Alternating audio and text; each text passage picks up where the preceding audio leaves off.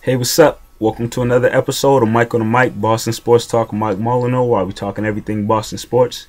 Celtics, Red Sox, Bruins, Patriots. I'll be talking about it all right here in my web show.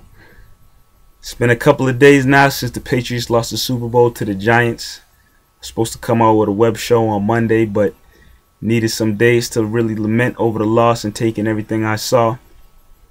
Call it cocky of me, but I had a whole web show planned out celebrating the Patriots' victory, but it didn't happen. It is what it is. Got to move forward.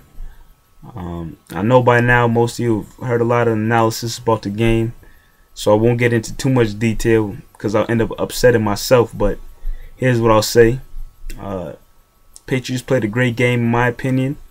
They had the lead, a slim one going into the fourth quarter, but they just wasn't able to hold on to it. Giants scored a late touchdown, which gave them the win, and Patriots didn't have enough time on the clock to score a touchdown themselves. So Patriots lost. Got to move forward. It is what it is. Looking forward to next season and seasons to come.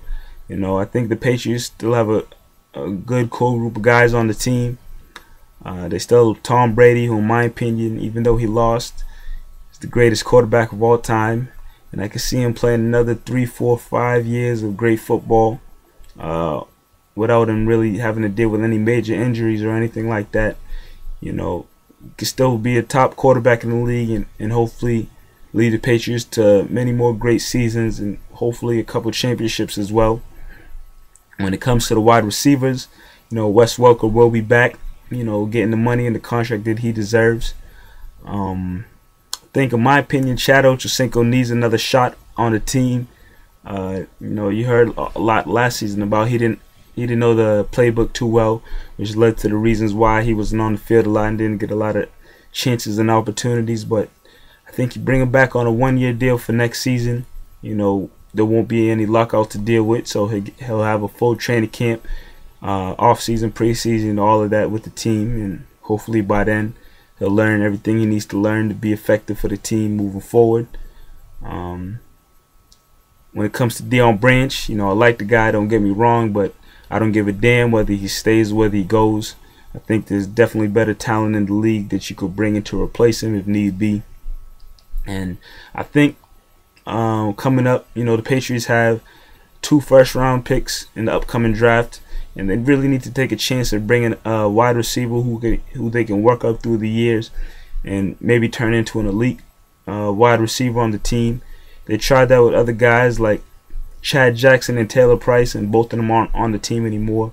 But I think this time around, Bill Belichick and the rest of the organization really needs to take a chance and bring in a wide receiver through the draft and just work them up through the rankings in the Patriots offense through the years. And you have Tom Brady, who can also teach him some things, and just keep working with him, and hopefully he can become an elite wide receiver on the team in the future. When it comes to the defense, I think Gerard Mayo and Brandon Spikes are 2 guys that will be leading that defense for years to come. You still have Vince Wilfork up front, but a place where the Patriots definitely need to make some major changes is the secondary. As you can see from last season, the season before, whatever they have working back there isn't working well at all, and some changes need to be made. Bringing new players, something has to happen back there to get the Patriots secondary back to where it was before, years when their defense were real dominant. But yeah, I don't want to talk about the Patriots anymore. I don't even want to think about them right now. They had a goal, they didn't get accomplished. Got to move forward. But what I will talk about is the Boston Celtics and the captain, the truth, number 34, Paul Pierce, passing Larry Bird to be second all-time on the Celtics scoring list. I didn't watch Larry Bird play, John Havlicek, Bob Cousy, Bill Russell. But in my opinion, Paul Pierce is the greatest Celtics scorer of all time, just by the way he plays the game. I'm proud to say I watched Paul Pierce's entire career up to this point, And with his style of play, which is not built around, athleticism or driving to the rim and getting the big dunks and the big finishes. With his style of play, I could definitely see him playing many more years of great basketball, just because even as he gets old, the style of play that he has now is something that he can carry on.